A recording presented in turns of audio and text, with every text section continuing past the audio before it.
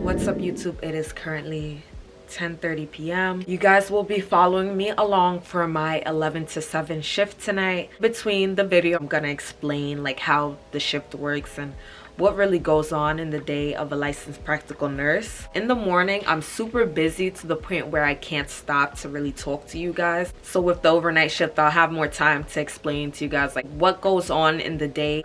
Let me go get ready for work.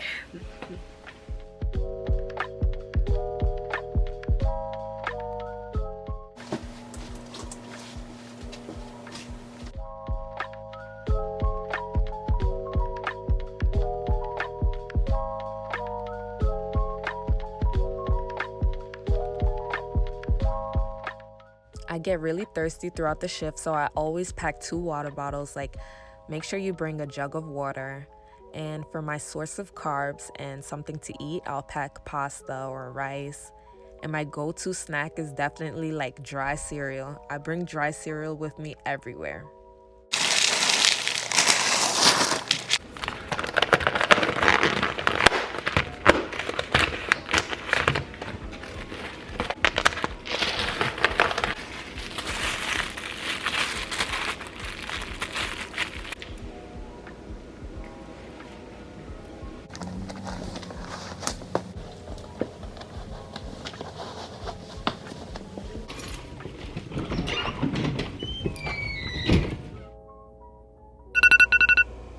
What's up, YouTube? Instead of old donuts today, you guys can call me Osa because it's gonna be more of the serious side of my YouTube channel. Half me, half nursing. Osa times old donuts. I work as a licensed practical nurse, an LPN, not an RN yet. You see keyword yet. I am currently in school going for my BSN, so hashtag a nurse that doesn't stop learning. Video is going to focus more on the task that an LPN has to like do throughout her day. But I do want to add, make sure you are maximizing the profit that you can earn and the profit that you do deserve as an LPN. This is 19/20 when I made my first 50K, and this is strictly on the books as a licensed practical nurse. First thing I really want to jump into before starting your shift, you really want to be organized. Like, it is so important to be organized. Where the nurse is on the floor, we're doing a lot at a time and we can forget little things, and just because you can forget something doesn't mean it's okay. Negligence is not something to play about, so be organized. Literally have like chewed up notepads. Like, obviously my notepads have went through HE double hockey sticks and back. But you know what? My notepads are flooded with information that I need to know throughout the day and that I need to cover. Along with notepads, sticky notes come in super handy. If I'm doing a med pass and an aide, a CNA comes in and runs up to me and says, "Hey, can you stop by such and such room?" You know what I'll do? I'll write it on a sticky note and put the sticky note on my cart or on my computer that's attached to my cart. You have to plan your day ahead of time. There's nothing wrong with taking 5 minutes to yourself, blocking everybody out, and just writing down what you have to do before you go into your shift. First things first, change of shift report. Now, with change of shift report, there's 2 major parties that are included in this: nurse to nurse, and then nurse to aides. Shout out to everybody who's a CNA. I used to be a home health aide in a facility, so I know what it is. CNAs are your eyes, your ears, and everything, and your hands, because they see what you don't get to see during the shift sometimes. So teamwork. And don't ever think, oh, I'm a nurse, I don't have to help that resident to the bathroom. Girl, I help residents to the bathroom. I help patients to the bathroom. It doesn't matter. I interchange between the word residents and patients a lot because of the fact that I worked in like numerous facilities where it's either a nursing home, assisted living, or I'm with like a case. So it's like very like client, patient, resident. You're afloat, you want to make sure you get every detail you can about these patients. You do not know these patients. This is not your normal floor. who should I go to first, how should I give them their medication, how should I do their treatment, and etc. There's nothing wrong with asking questions when you're new to a floor. Then also nurse to nurse, they'll tell you if any changes went on in their shift. You want to know what happened on her shift, like key things that happened on her shift, and what patients you have to now look at and keep an eye on because of the fact that maybe an incident took place. Nurse to CNA. Now make sure you inform your CNAs of what's going on. If one of your residents on any type of precautions, you have to tell your aides. Usually there's a sign outside of the patient's door where the aides are aware, like, oh, I have to wear PPE for this patient. Also tell your aides if someone was sent out to the hospital or if someone's no longer here. You can tell them the baseline, like this resident is not here, so now we're gonna change the assignment. Also taking the role where you're making sure that every aide knows their assignment.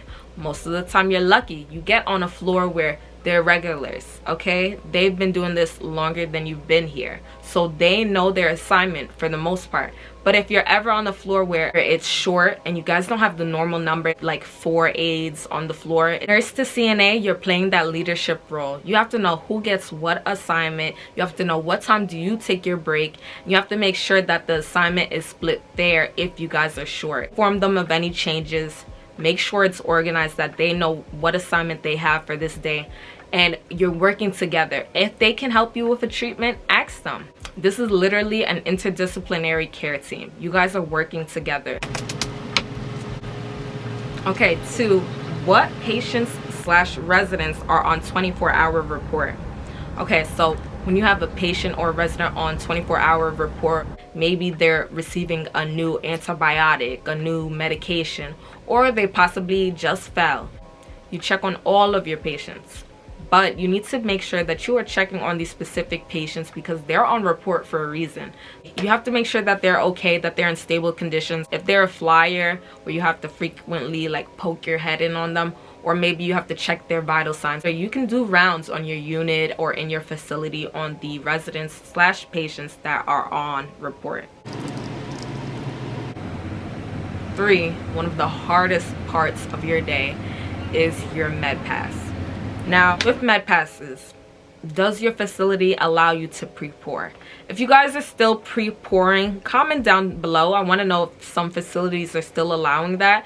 I know most of the facilities I've worked out, pre-pouring is X'd out. I know in an assisted living, for the most part, you don't have to give out medications. You're literally the supervisor. Is your cart stocked up? And when I say stocked up, you want to make sure you have water. You want to make sure you have applesauce.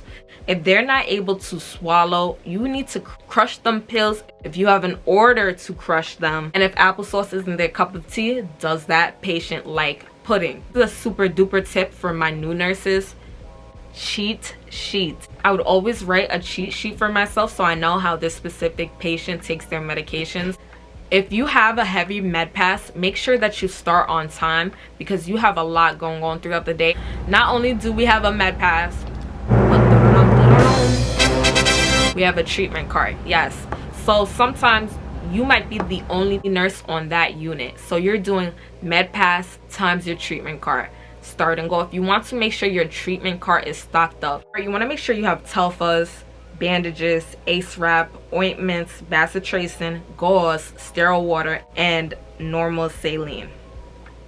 And remember, it's okay to ask your aides or another nurse to help you out if you're doing a treatment for a patient who's irritable or they get agitated very easily.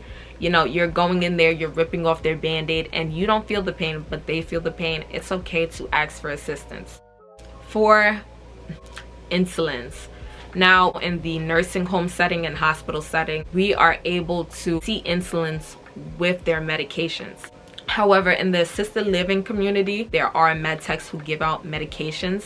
Those med techs aren't allowed to give out insulin.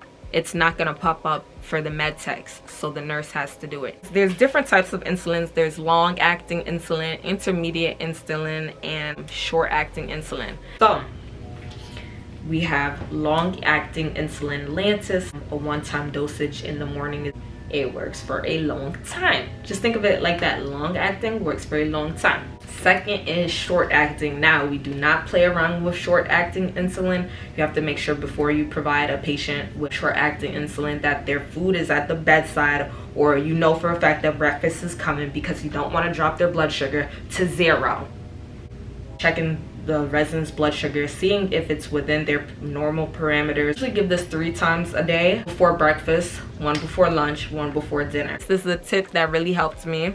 It's better to be high than it is to be low. It means it's better to be hyperglycemic than it is to be hypoglycemic. 5, new orders / working with the doctors. When you're working with doctors, don't be shy to take down their work phone number, because you have to be able to contact doctors in the case of an emergency. Sometimes in the nursing home setting, I have seen doctors input the orders into the computer themselves. However, in the assisted living, nurses are hands-on when it comes to working with the doctor. If it's a verbal order, I input it into the computer myself, and I just check verbal order. Just make sure you guys are staying up to date with all the orders that may come in from a doctor. You want to make sure that, is this medication appropriate for this patient? Don't be scared to reach out to the doctor and say, hey, I noticed you ordered this medication, but this is the resident's allergy. Like, they're allergic to this. You want to give the doctor information about the patient before you say, hey, I need an x-ray in C305. Why do you need an x-ray? My mom works as a nurse practitioner, and she does not play that. She is so strict, you guys. I don't even want to get into that. Little stars I want to include. As a nurse, you have to learn to adjust, and you have to learn that, okay, things happen. A fall may happen. You have to write an incident report. A code may be called. You have to be on your P's and Q's. And then short staffing. It's a universal healthcare problem that should not be normalized. If you're not taking care of your mental health, your physical health, and just your overall well-being, you won't be in shape to take care of someone else. We're nurses, we adjust, we're chaos coordinators, and we're going to be able to work in any situation that's thrown at us. Thank you guys for following me throughout my day as a licensed practical nurse. So glad that you guys are gonna get to see this side of me, because yes, like, I have a lot of fun and I love to live life, and I live life to the fullest, but at the same time, I'm very serious. You have pride with being a nurse. Not all heroes wear capes, okay? If you guys have any questions, comment down below. I'll answer everything. I'm going to make a separate nursing playlist so you guys can get more into the nursing side of my life, because nursing is a huge part of my life and I love it. I want to be really authentic with you guys and show you guys really like everything I do. Don't forget to like and subscribe to my channel. Thank you guys for watching.